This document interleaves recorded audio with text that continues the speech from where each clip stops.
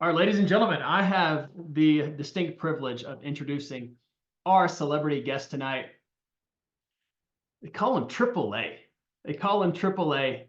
Adam A. Adams. That's how he's known in the investing space, and he's just crushed it in multifamily investing. I mean, he has over $100 million of a portfolio, but at the same time, I mean, he pivoted and then he started his business called Grow Your Show. He helps podcasters elevate into the 1% on iTunes. And he's a gentleman that I appreciate so much. I got a chance to see and hear his story on another podcast, and I'm glad that he's here tonight. So without further ado, ladies and gentlemen, let's welcome Mr. Triple A Adams. Let's go. Adam, let's get you on here. Let's get you spotlighted for everybody. And we are super stoked to have you tonight. Let me stop sharing my screen and we'll get our setup going here. Welcome, Adam, to the Multifamily Freedom Chasers. I'm excited to be here. Yeah, thank you. We are excited to have you. We got a lot of people on, and that'll be fun. Yes, definitely.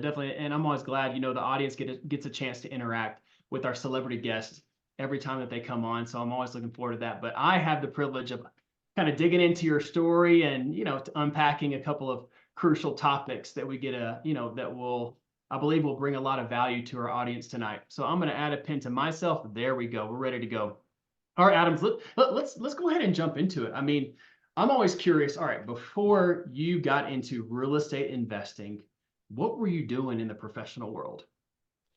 Yeah, growing up, my parents were always in multifamily and self-storage and land.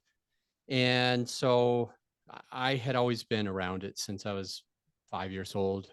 And what did I do? All sorts of stuff. I never thought that I would follow in my dad's footsteps. I never expected it. Well, in the beginning, it was so far because whatever your parents do, you just don't want to do that. You want to That's correct. You want to be your own person. Yep. So growing up, I worked at restaurants and other things like that, construction, put myself through college. And then at the end of college, well, my dad, by the way, had given me this book in 1997 before I graduated high school. Like, I think I was maybe in ninth grade. And it was Rich Dad Poor Dad. It had just come out. And he was like, you got to read this. And I put that aside for a long, long time. In 2005, I was in university, and I remember my dad gifted me, because he knew I wasn't going to do this on my own. He gifted me a piece of land, and I ended up selling that piece of land soon, 2 years after, and made more than I could make with my degree. So I never used my degree. I graduated in 2008 and never used it. And what was your degree in, Adam?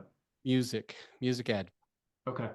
I used to write music and play pretty much every instrument there is. And that was a huge passion for me. I just wanted to teach it. So that was my plan. But as soon as I sold that piece of land and I made more than I could make in an entire year, my first year as a teacher, I just thought, I've got to do this way. So I took that book. This was now 2007 when I sold this piece of land. I took that book and I go, maybe my dad was right. I'll read it. So as I read it, it said basically that you need to have a business and you need to invest everything in multifamily. Most people don't know this. And I am guessing, I'm curious, with a show of hands, please, who knew this or who didn't know this? Put it in the chat. Did you know that Robert Kiyosaki, when he wrote that book in 1997, he had never focused on single family houses? He went straight into multifamily. I'm curious who knew that and who didn't know that. Yeah, maybe if you did know it, put a 10 in the chat. And if you did know it, no. But if you did know it, put a 10. If you did know it, put a 0. Yeah. So I read his story. I went to the top of the Wells Fargo building in Salt Lake City, Utah, and went to his event. And I found out that his main focus was running a business as big of a business as he could. He had multiple of them. And actually, Cash Flow, the board game, was a business he came out with in 1996. Didn't work. So he wrote the book Cash Flow, 1997. And with this book, with this business, he said, the main thing that I'm going to do is I'm going to invest in real estate. And the way that he did it was called syndication. He invested with a couple of guys that are also pretty famous, that have also written a lot of books around the same time. And that's what he planned on and what he preached. He said, make as much money as you can and put it all away into a safe investment. So I decided to do that. So it was 2007 that I became a property manager. Okay. And then I did that for a year, managing 23 units for a guy named Reed. And Reed had an 18 unit, 4 unit, and a condo, I think is what I was managing for him. And then I ended up learning the ropes. I need to put quotes here because after I worked with him for quote over a year and maybe a couple of days, I went and bought my own multifamily in 2008. I thought I knew everything, and I didn't do so well buying a multifamily in 2008. But a lot of that was my fault. A lot of those things were, I didn't use an attorney to write my contract. I didn't use a property management company to support me.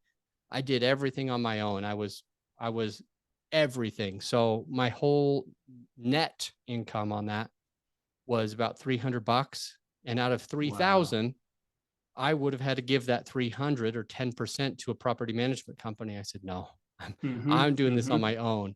And I learned a lot. I learned a lot from there and on to, as you mentioned, getting to $100 million of real estate that I was a part owner in, not a full owner, but partners. And I can start anywhere from there. But yeah, you're right. I also do run a podcast agency now. Yeah, definitely. I think it's important to just run it back just to maybe a couple of minutes, Adam, and talk about that first deal, because I think there's probably a decent percentage of our attendees tonight, our fellow freedom chasers, that are still looking for that, larger than a 4-unit deal, that actually fits into the kind of the commercial criteria. And so unpack that for us a little bit. What are the things that you did right on that first deal? What are the things that you did wrong? And then now looking back on it, hey, based off your experience, like knocking down that first deal, okay, and then the experience you've accumulated along the way, what can you share with, I would say, less experienced multifamily investors on how to get their foot in the door in the space? Awesome. What did I do right? The first thing that I did right was underwriting. So I spent a lot of time understanding what cap rates were and what a good cap rate was, understanding properties with what kind of work that they needed, how much work that they needed. So as far as the numbers went, I did select a really solid deal. The mistakes that I made is that 2 of the units looked amazing. Oh, so the mistake is you need to see every single unit. If you have a 100 unit building, you can't look at 50 or 60 or 70 or 80 or 90 and think you're okay. In this one, I all of the units were good except the one that I didn't go to. I couldn't go to because the tenant didn't want us. He was working too much and all this stuff. What I had found is that he had way too many dogs to be legally allowed to be in one house, way too many cats. And I didn't realize this because the owner found a way to hide it. He hadn't paid rent in a long period of time, and the owner had faked his rent so that he could just get it sold. And so I was able to adopt a problem. I was able to adopt a problem from a tenant that doesn't pay, who knew a lot of the legalities of squatting and basically staying in a property for the most amount of time. And when we finally got him out of there, we had to renovate the entire thing. When I'm going to say something a little gross, so plug your ears, cover your eyes, whatever you need to do. All those cats, all those dogs. And he also had a lot of laundry, and the laundry was like a mountain against the wall, and the feces made a poop line that outlined a mountain against the wall. And Oh so we my had to take goodness. all of the drywall out and just basically complete the flooring out, all the walls out. So we went down to studs, bleached all of the studs, and put the house back together. That was a huge mistake because that one unit, and this is 2008, money is way different now. I mean, it might have tripled. It might have tripled in the amount of cost ever since COVID. So we spend about $42,000 to redo this, and I did most of the work because we wanted to save money, and it still cost 42 grand. Wow. There wasn't anything that was still there except the wiring, the plumbing, and the studs. Anyway, so that was something that we definitely made a mistake on. We didn't see the inside of every unit. We tried and tried and tried, and then said, nope, the numbers are good. We're going to buy it. So we made that mistake. I probably also over improved. So when I say we spent like 42 grand, that was a lot of money back then. And what I ended up doing is my wife at the time, she learned something about something called Venetian plaster. So it's just drywall, but like 97,000 times more expensive. So anyway, she's like, oh, well, Venetian plaster will cover up the brick where the fireplace is and in another place. And that took forever. It cost a lot more than it needed to be. And no one's ever going to see that value of a Venetian plaster in a multi-unit property. So there was that. Another mistake, a huge mistake, is not hiring attorneys. Like when I created the contract, what I did is I Googled contracts and I pulled like 3 or 4 different contracts from the internet, and I mix and matched it, and then I wrote it in my own language. Apparently nothing that I put in there can stick because it's not legality. Just one example is a lot of the times when you put a clause in a contract, I don't want to teach you how to be an attorney, but I'm hoping that this is just one example why you would need an attorney. If you put a certain clause in a contract, it won't stick under court unless they call it conspicuous, which means they have to bold it, they have to capitalize every letter. And so if you just write the words, it can't hold up in court because it's not conspicuous. So it's not like in front of you. So all of these things, I'm like, oh, they mistakenly put this in capital letters. I'll go ahead and correct that. And I totally messed that up. The next thing that I messed up, I mentioned this already, I managed the thing myself. So I found out with that $300 a month, with however much time and energy I put into this property, I ended up making less than minimum wage, which back then was like $7 an hour. So I ended up making less than minimum wage to do this myself. And I had a business at the time. I had a handyman company, and my company was netting 20,000 a month. And so here I was making 20 grand a month and then just barely trying to keep this 300. And what ended up happening is my 20 grand a month went down to like 3 grand a month. I don't know if that's the exact number, but it went way down. And so I was managing it myself when I wasn't truly qualified. Yes, I managed for a year. Yes, I managed 23 units, but I didn't have all of the systems, all of the legalities in place. And in 2008, it was a tough economy. One of the things that I did as I was trying to get somebody to move in and pay the rent, I ended up, this is the next big mistake, I ended up letting someone move in without calling any references, without verifying any of that stuff, without checking credit, without checking criminal history. And he ended up being somebody who was taking some really hard drugs. I don't remember if it was meth or one of the other really hard ones, but it's something that has a spoon and a tourniquet. And when he disappeared for 2 weeks and not paid rent, I broke into his room and found all these drugs on the ground. And so it was quite difficult for me to get him out. I didn't have the contract in place. I didn't have the eviction.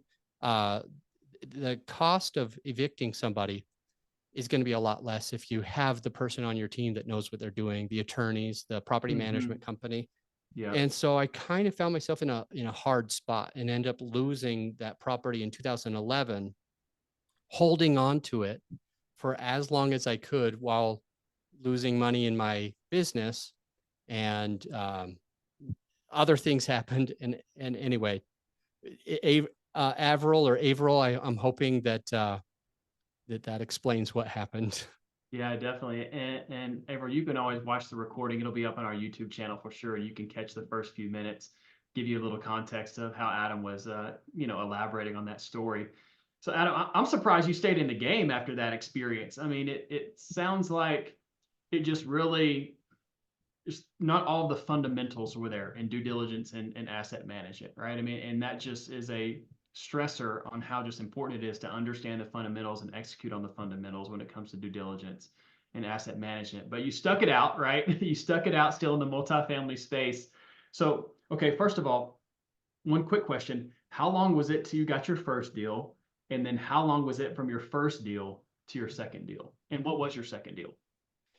The first ever deal of any kind was just the land deal in 2005, and then 2008 was the purchase of the multifamily that I house hacked. I ended up moving into that unit after we evicted that guy finally, and from then I owned it from 2008 to 2011. Okay. And I had some pretty serious bruises, cuts and burns and scars. And I ended up trying to like avoid real estate completely until 2014, when my dad flew out to me, and he and I went to another real estate thing. And that's when I finally got into the game. So my next purchase was in the beginning of 2015. Okay. That triplex, I think it was triplex or fourplex. I bought that after 3-ish months it took me. And then the next deal took maybe 2-ish more months after getting back into it. We did something called tax deeds, tax liens, tax deeds through some counties in Florida, and ended up purchasing properties at a lower rate. A lot of things can happen, but you can also get some really great deals. And so my next several deals were tax delinquent, single family and multifamily in Florida. And the way that I would do it is I would purchase something.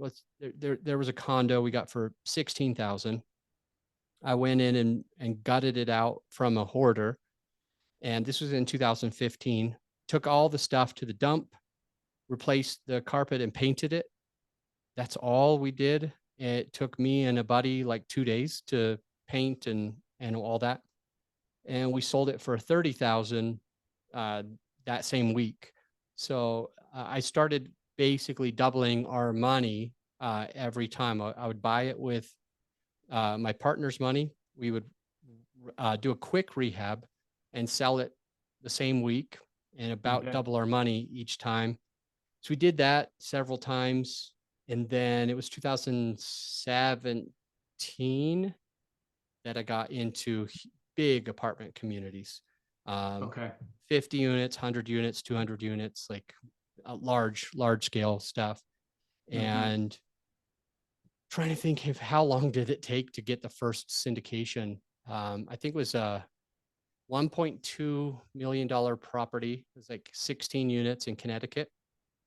And I think from the time we started like doing all of our education, calling brokers, raising money,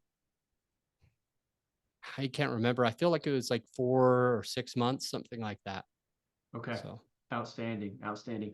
Yeah. I mean, one of the takeaways that from a bird's eye view of your story is, okay, I mean, things really started for you mid to late 2000s, right? And then here you are with $100 million portfolio. And there was a gap there in that stretch of time as well. And so I just like to emphasize that with all of our celebrity guests, because time is our friend, and it's just extremely important, story after story after story, that we have the privilege of unpacking with people that have been so successful in the space, of just understanding and drilling this point home of like, this is a long game, and it's just a matter of sticking it out, just sticking it out over time. It's almost like you can't not be successful if you're just in the space long enough. Would you agree?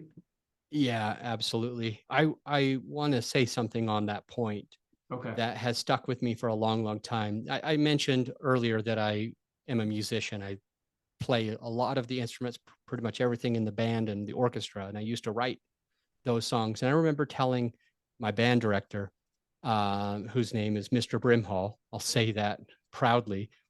This guy said, I said, hey, I'm going to write a piece of music and we can play it at the end of the year. And Mr. Brimhall literally laughed at me. He literally was like, you would have to learn every instrument. So all I did was just learned every instrument and then wrote that piece. And then we ended up playing it because Mr. Brimhall, he had this thing where he thought something might not be possible. He thought that it might not be able to happen. But at the same time, he was the same one who made us, the whole band, he made us all memorize this quote by Calvin Coolidge about persistence and determination being the two most important things ever. Mm. Basically, it's better than smartness and education and talent. Persistence and determination are the things that get us the results. And it was my persistence and determination at the time that had me learn all the instruments and then write the symphony, and then we played it. But going back to that, I think about that for everything that I do. And it is so interesting that not one person, I hope you're listening, because this involves you too. Not one person has ever gotten to this successful place by just circumstance, just by accident. What normally happens is we get in there, we get knocked down, like I did with that triplex. We get knocked down, and then we get up again, and we try something else, and we keep trying, and we keep trying. This broker says no. This broker says no. This broker doesn't give us something. This deal doesn't pan out. We want to quit. As soon as you quit, you've definitely failed. But Yeah, if you follow that's the right. persistence and determination, it's the only way that you are going to be successful in multifamily or any other part of your life. That's outstanding. That's outstanding. Yeah, it's always, mindset always comes up on these activation Zooms, right? I mean, we talk about practicalities and execution on this and that, but at the end of the day, it's really what's between the ears, is probably the most crucial component. I want to shift gears here in a second into real estate meetups and podcasting. But Adam, I want to hear, let's touch a little bit on your multifamily syndication experience, and especially I want to hear what you share with newer aspiring multifamily investors on kind of where they should start to get their foot in the door, and how, maybe two or three pieces of advice on how to best go about that. Yeah, for years I had this 5-part advice that is backwards from what you've heard. So I'm hoping this resonates for people. And Okay. most especially if you are listening and you've been working on this for weeks or months already and you haven't seen that success, I think it's because you're working upside down. So the way that I go about this, people always say step one is call brokers. Just to give you a hint on what I'm about to share, is step 5 is calling brokers. So I'll give you the 5-part system real quick. The first one is that you need to get educated. So you just need to know what you're doing. Step 2 is you need to select a market. So where am I going to go? So once you figure out what markets are good or what markets you like, what markets have a headwind or a tailwind to be able to support you or slow you down, Number two is to select that market. Number three is to build your team. So once you know where you're going to be, then you go and build your team. And who's on your team? The people on your team are going to be your attorney, absolutely going to be your property management company. You're on your team is going to be limited partners, general partners, other people that have been doing this for a while, people that you can call, maybe your mentor if you're paying for coaching or something. You got to start getting the right people around you. After step three, after you build your team, this is going to sound confusing to most people because they think, first, I need to put the offers in. And once I get an offer, if you get a good deal, the money will automatically follow. That's what everybody you hear that says. Yeah, for sure. Number four is the money. You have to start raising money. The way to do that in brief is to get a sample deal. Like this is what we're looking for. We're looking for 7 caps in this city with this. It's a big lift, or it's a short lift, or it's a medium lift. And by lift, I mean, how much work am I putting into it? Number four is you figure out whatever kind of deals you're going to do. And then you start talking to passive investors until you raise the money. And the last thing, the fifth step is that you can also, now you can finally start talking to brokers. And so I'm going to write this down. Okay. Put it in the chat here. MF Investing, the 5 steps in order: get educated, select your market, build your team, raise the money, and then you can talk to brokers. Once you have the money and the team and the market and the education in place, that's when the brokers are actually going to give you deals that work, that matter. Because currently what they do is, okay, this is another one of those people that doesn't know anything about what they're doing. I'll just send them the crap deals. I would use another word if we were in a different company, but I'll just send them the crap deals. And so it doesn't work. But if you do it in this order, please copy and paste that. It'll make your life so much easier. Outstanding. That's a good cherry on top, I would say, probably for our real estate investing portion of our interview tonight. I want to switch gears, AAA, to, one of the outstanding points when I listened to your interview with Mauricio Raoul was you mentioned how you were shy growing up, and this shy kid eventually turned into a host of one of the largest meetups on planet Earth. And it's like, wait a minute, how does that happen? I mean, there had to have been quite an evolution of your person and your disposition for you to go from a little shy kid to a host where you're in the spotlight of one of the largest meetups on the planet. So I'm just curious to hear a little bit about that evolution and some of the principles behind it, and maybe some of the benchmarks in your journey going from that person to then hosting such a substantial meetup on the planet. Would you guess it? I'm still shy. I haven't changed. I have always been that way. I'm surprised. Yeah, I'm surprised to hear you say that. So I want to share a thing that I live by that is the only thing that I can point to that helps me get on stage. So I've hosted conferences and I've spoken at other people's conferences with dozens or hundreds or even thousands of people. And it is so hard. Today, this was hard. You had that music going. Tonight's going to be a good night. And it was amping me up. I was like, yeah, okay, get into it. Don't be shy, Adam. So what is the thing that like tweaks it for me? Because I'm still that way. And it's good to know if you're listening and you're feeling shy, if you feel like you can't start a meetup, if you feel it's like you can't have a podcast, hopefully this helps. The big thing that I do, because I get choked up, I'm not the most eloquent person ever. And I have a hard time sometimes, like just being me in front of everybody, because I don't know if everybody's going to accept it. I don't know if I'm the smartest guy around or whatever.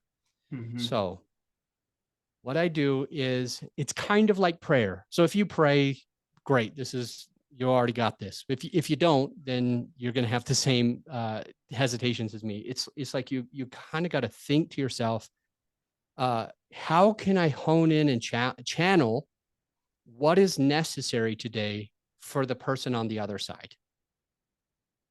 So when I get here for your meeting now, when I speak at a conference in front of other people, or when I host my podcast, my normal thought is about me. My natural thought is about me and how people are going to perceive me. Mm-hmm.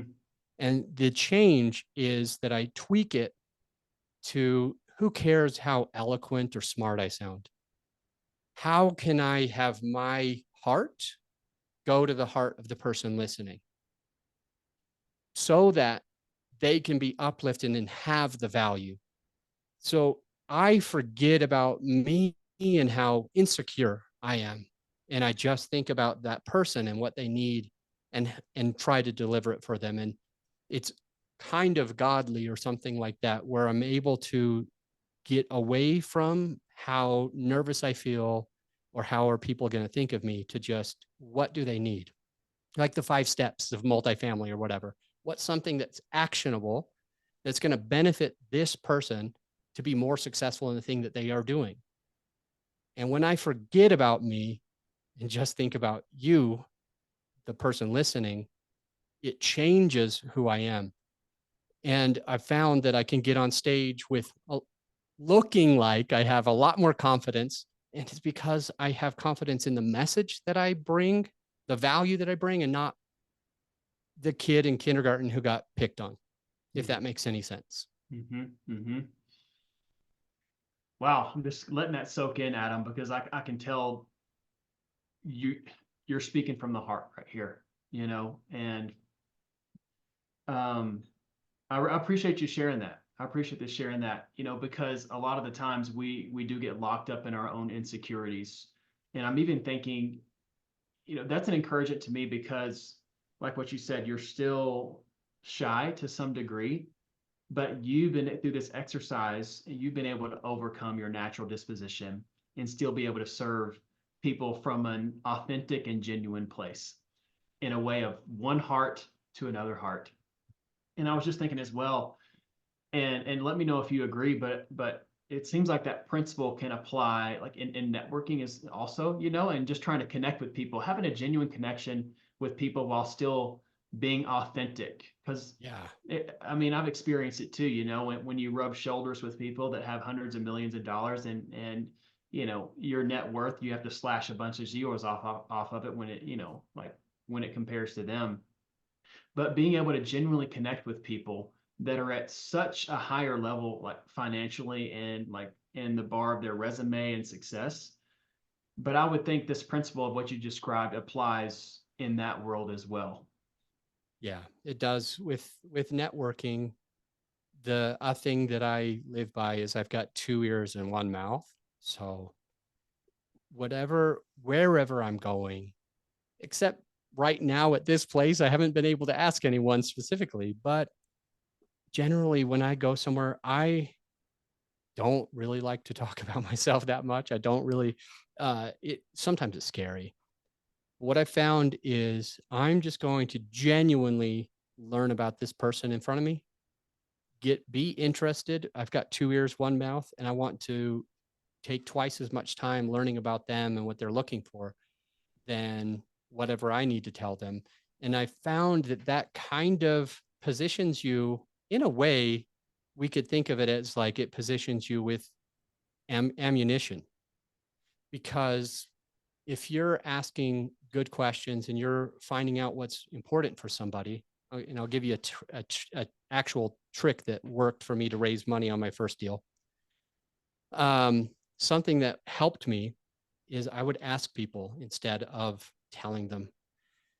So in this group that I learned about multifamily investing from, I wanted to make sure I was educated, like I'm telling you, not trying to say anything about this group, whether they're good, bad, or whether you should use them or not.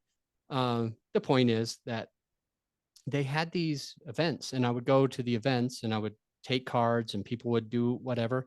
And I learned a couple of things. When people had, please write this down, when people had a pre written, memorized script and an agenda, I felt it. When people felt like they had to say certain things, I didn't feel like they cared about me at all. And so I turned the tables, and instead of telling people some thing that I memorized that was perfect on paper, I started just asking questions. So I'd go and I'd say, "Hey, what are you looking for?" This and that. And then I would find a way to give that person what they were looking for. Fast forward just a little bit, we have this deal under contract. I didn't do it the right way. So I'm scrambling at the end trying to raise money, even though we had a great deal, scrambling at the end trying to raise money. And then I say, no, Adam, you've got to ask more questions. So I started just calling people up. It's at this group with the 20, 30 people that are on right now. I go to Powell, Roberto, Shu, Mohammed, and I say, "Hey, Mohammed, it's Adam. I remember meeting you at the event online. That was awesome. How's your multifamily thing going?" Mm-hmm. Now, Mohammed, don't be offended because I don't know if it's going great or bad. This part I'm making up because this is what had happened with these other people. They would say, "Oh, it's actually not going anymore. It's actually really tough. Brokers aren't giving me any deals." And I'm like, "Really? Tell me about that." And they're like, "Oh yeah, this one deal and this one deal, none of them are panning out. I think that they don't trust me." Mm-hmm. And then I would say, why do you think that? Why wouldn't they trust you?" It's just because I don't have any credibility. I don't have any deals under my belt. And I just, then what I say would, why don't you, I've got a deal under contract right now. Why don't you just put the minimum in? It's 25,000. Partner with me on this, even though you're an LP, at least you'd be able to tell the broker that you and your partners just closed on a multifamily in Connecticut. And they're like, "Yeah, that's a great idea." And so it gave a few people, like 7 people, it gave a few people enough confidence that they ended up closing on another deal soon after because they felt that traction. And at the same time, I was able to close my deal because instead of me like going to that person and asking for something or begging them or sounding desperate, like I need to close this deal, it Mm-hmm. allowed me to be able to be like in a position of serving for them, allowing them to partner on this deal at the minimum so that they could have some traction. And Wow. it worked for them. So anyway, 2 ears, Fascinating. 1 mouth, ask more questions, stop pitching people. You're turning them off, I promise. Mm-hmm. That's excellent. That's excellent. Going back to the meetups, Adam, what, because I'm curious about like, what's the evaluation process that somebody should go through as to whether it makes sense for them to start a meetup or maybe just participate in something that is already out there and ready to rock and roll? The truth is, when you lead, you're the person who's thought of. When you're the one in the front of the room, Mm-hmm. you're the first person that is thought of. So you are going to get benefit. Do not get me wrong here. You go to other people's events, you're going to find the value, especially if you do the 2 ears, 1 mouth. But out of the 20 or 30 people that are here right now, if you're being honest, I want to hear from Paul and Roberto and Shu and Owen and Nadine. Who's the very first person you'll think of? Be honest. Who's the very first person you're going to think of when you decide to partner with somebody or to bring somebody a deal? If you look across this entire room, who comes to mind first as the person that you're like, "Oh, I think I'm going to hand it to this person to see if that person can close it," or, "Oh, if I could partner with this person, I would probably be able to do it"? The answer, the answer, oh, geez, this is not working in my favor right now. Everybody was supposed to say Trevor. The reason Well, why everybody was supposed to say Trevor, and the reason why this is the normal way, is because when we see you, we trust you. You're giving us content every week or every month. you're the one adding the value to us. When we start thinking, how do I do this? We're like, oh, I'm going to call Trevor. When we start thinking, oh, I might need the right connection here, we go to Trevor. And so if you're here and you're wondering, should I go to other people's, or should I go to other people's, but also have my own?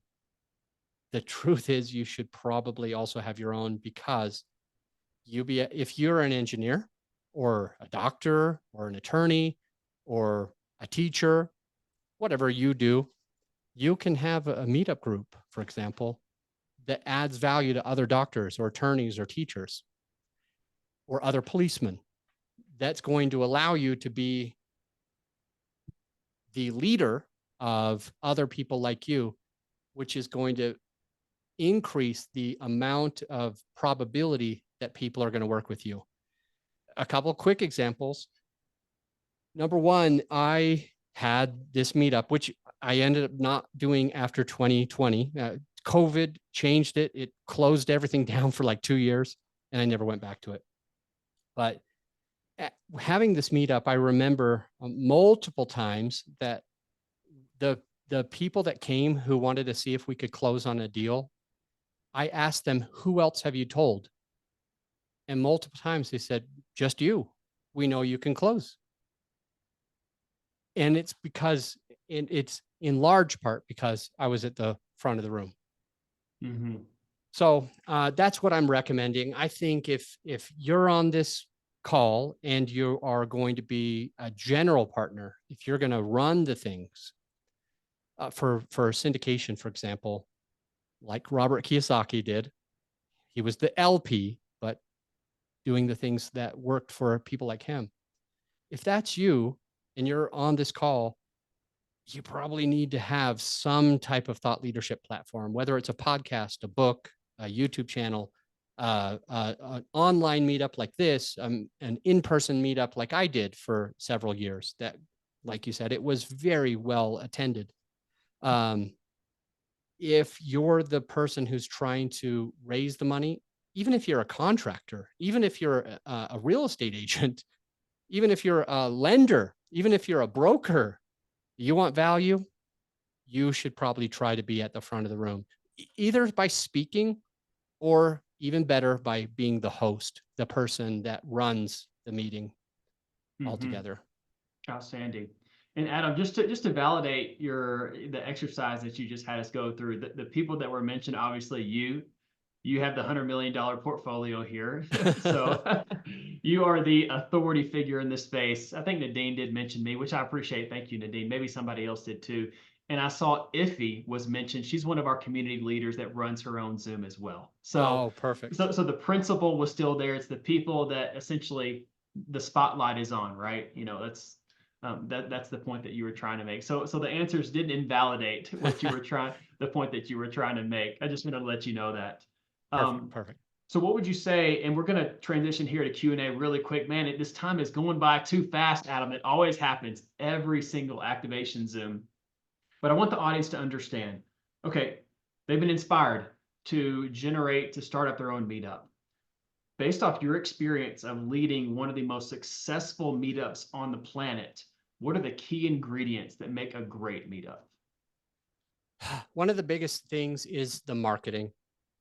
The marketing of whatever you do is one of the most important. In fact, 97%, this is an actual statistic, not one of the made up ones. 97% of successful businesses do and use paid ads. So the marketing is the most important thing. One of the humongous differentiators between me and other meetups that were real estate meetups.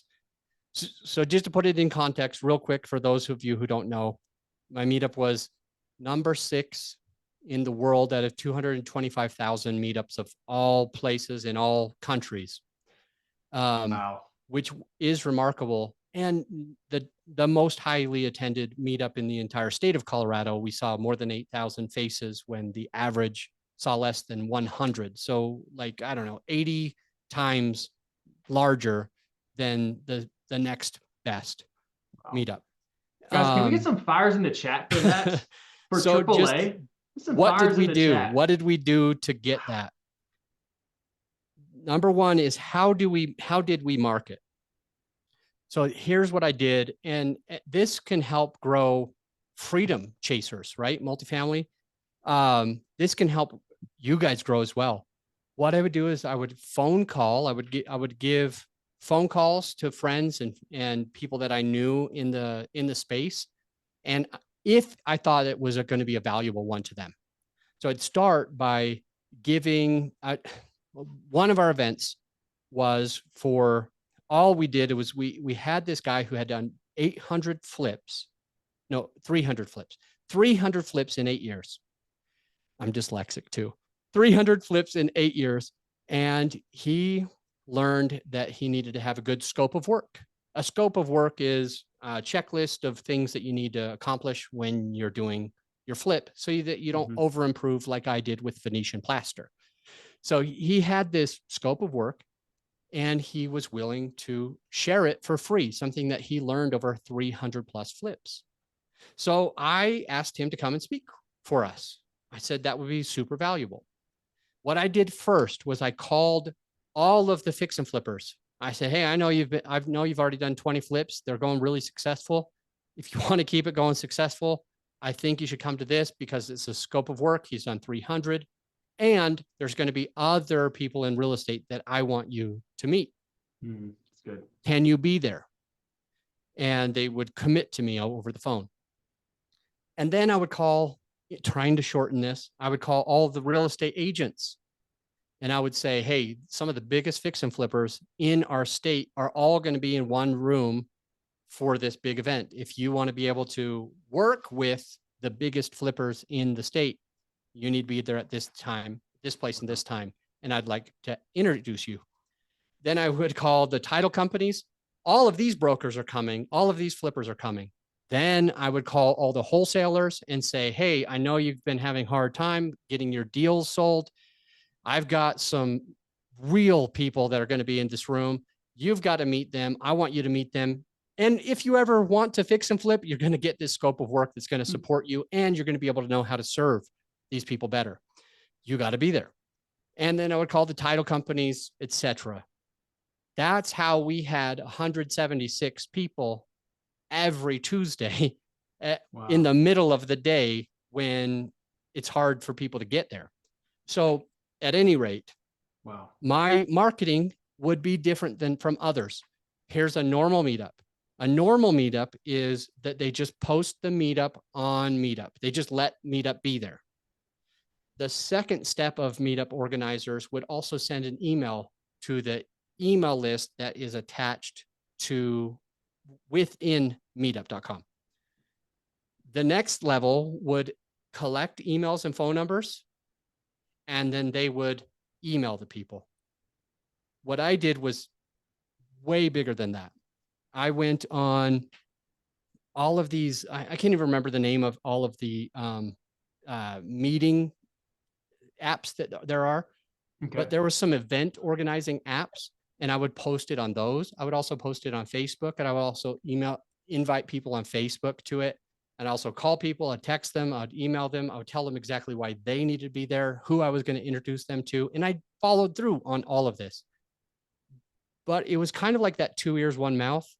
Every time I tried to say, come to my meetup, I didn't say, I really need 100 people for my ego to come to this meetup. Please, can you come? Oh, I would say, you have to be there, get a babysitter. This is the time and place. Only one other thing. There's so many more that I did, but these are the two biggest, is a line in the sand. And when I say a line in the sand, it's every other meetup does one thing and you do something differently. So even this meeting that we're in right now does something differently. We have a niche here. There is a unique thing that happens in this group that doesn't happen in other groups. What I would do is I would use that to my advantage. I would exploit anything that was different. So for example, we were a lunch club. So we met in the middle of the day for 2 full hours and an hour away from everybody else. So somebody would have to drive an hour to get to us, stay there for 2+ hours, and then drive home. So they've taken their entire day in the middle of the week. Yeah. It's not a breakfast thing. It's not on the weekend. It's not at 6 p.m. And I would use that and draw a line in the sand and say, on that side of the sand, this is what happens. On this side of the line, this is what happens. So I would say, hey, I know a lot of you guys go to a lot of different meetups. That's awesome. I think you should be doing that. One thing that's a little bit different about this meetup is we meet in the middle of the day when it's almost impossible to get here. That's how we know that the people that come here are serious. Just as a show of hands, who in the room has done a deal and your own house does not count? Everybody's hands goes up. And then I see, look around you. That's why we meet where it's the hardest time to meet. We're not meeting at 6 p.m. where it's just a bunch of newbies. So I'm basically bashing on the other meetup in a way that's just to show my avatar, my follower, my listener, my attendee, that if they go to the other, they're not going to get the same type of value if they come to this. Yep. And I would use all sorts of things, like we meet every single week. All the other meetups, they meet monthly or quarterly. There's a reason why we meet weekly. We meet weekly because it takes 6 to 13 times for you to start trusting other people and start actually doing deals with people in the room. Yeah. If you keep going to those other meetups, it might take you 6 months or more than a year to even do your first deal with somebody in the room. If you're coming to this meetup every week, you're going to be able to start doing deals with people after 6 weeks or 3 months.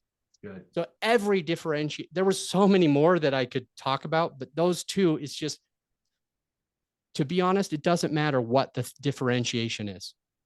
The other people charge money. We're free because of this. The other people are free. We charge because of this. Whatever is different about you, you just show that difference. And now people understand and they can buy into the way that you do things. So. Wow. Guys, AAA just laid out the blueprint on how to create the best meetup on the planet. That was fantastic. I think probably now is a great time to transition into some Q&A. All right, let's get this person in here. So if you want to just raise your hand, you can ask your question to Adam directly. And while the hands are being raised, Adam, if you could take just a quick minute or so and tell everybody what you have going on right now. Yeah, right now I just sold a couple houses 2-ish weeks ago. So excited about that. We've got a couple buildings that we are looking to sell in the next 12 months. A total of 150-ish, 140-ish doors that we're going to be getting rid of in the next 12 months. And then on my business side, I have a podcast agency called Grow Your Show, growyourshow.com. And we support people that are launching podcasts. And if they already have one, to be able to grow their audience. Outstanding. And we've been pumping your links in the chat, Adam. So cool. For you guys to connect with Adam, it should all be there. And Caleb, if we can get those links dropped one more time before we transition into Q&A, that would be fantastic. But yeah, you guys make sure and connect with Adam. And before we bring up, I want to make sure to snag a picture here with you, Adam. So we can. I better smile. Yeah, we can, exactly, just like that. What social media avenue do you prefer? Like people showing you gratitude and thanks for just spending time with us. Cool. Facebook would be awesome. So I'm very active on my Facebook, and it's Adam, and then it's triple spelled out, all of the letters, and then the letter A, and then Adams. My initials are AAA. So anyway, that's it. Adam AAA Adams. Feel free to join me there. That's the place I'm most active. Okay, outstanding. All right, I'm going to grab this pic here on 3, Adam. 1, 2, 3. Make sure to send it out on the social media channels. We appreciate you joining tonight. You're lucky I smiled, because usually I do this. Oh no, you give me like the pirate eye. Yeah, you look great, man. You look really great. Let's get some Q&A here, y'all. Raise your hand and you get a chance to interact with Adam directly. So who's going to be first up on the list? Now's your opportunity. And we only have about 5 minutes left before we got to move to closing announcements.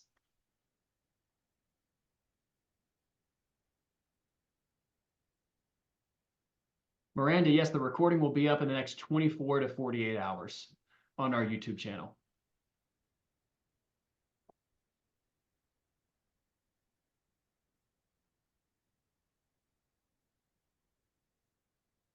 Well, I have several more questions I want to throw Adam's way, but I want to, Javi, I saw you were unmuted here. Do you Yeah, I want to just fire want one away? no, I just want to say thank you. Like it's very inspirational and like the amazing like that I can't imagine the time and thought put into like pulling off those meetups and just thinking outside the box and like really like what propelled you into like being like at the top. So it's amazing. Persistence and determination. That's it. Just keep going. Yep. What are you buying after you sell your properties due to the current market? Oh, very good question. I plan to buy more apartments with syndication after I see the correction doing a little bit more.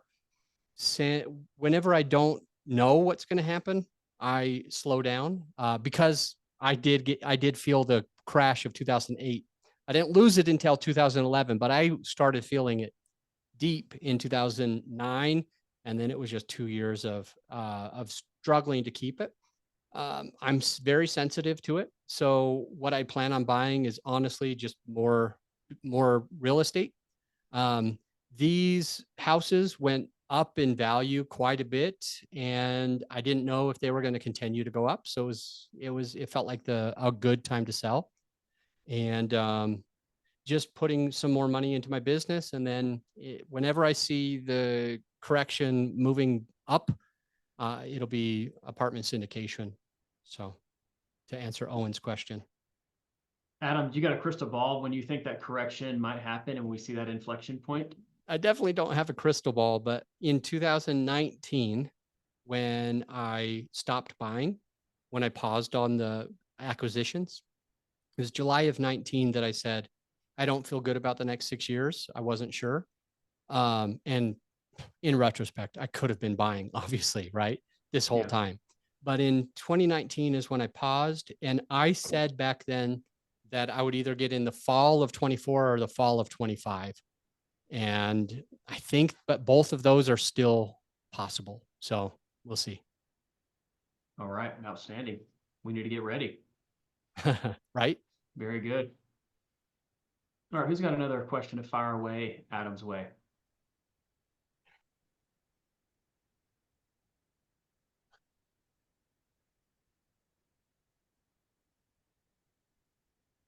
Let me throw one thing, since there's not a specific question, and this is hugely valuable. If and when you start doing content, for example, a podcast, YouTube channel, if your goal is to raise capital, then I want you to make sure you're adding value to the right person. Something that I see people that start podcasts, they are only interviewing people that are successful in the business as general partners. And that's the content that they give. And when you're a limited partner, you might be thinking to some of the content, ooh, this is for me. And other content, it's like, oh, well, I'm not really running the business, so I might not need to know that.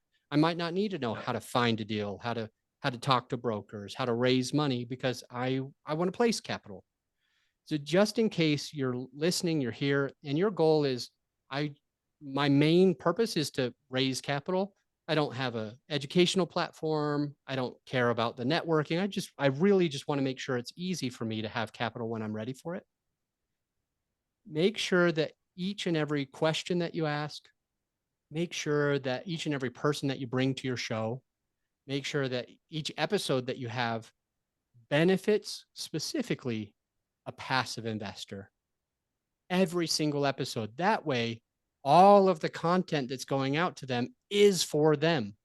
Mm-hmm. A problem that we can make sometimes when we try to do too much types of content is sometimes we add value to this person and sometimes we add value to this person, but that also means sometimes we're not adding value to this person. Sometimes we're not adding value to this person. So be thoughtful of what value you're giving to the right person all the way along the way. It'll make your time easier, and you'll actually have more listener base by narrowing the person versus by trying to be broad for everybody.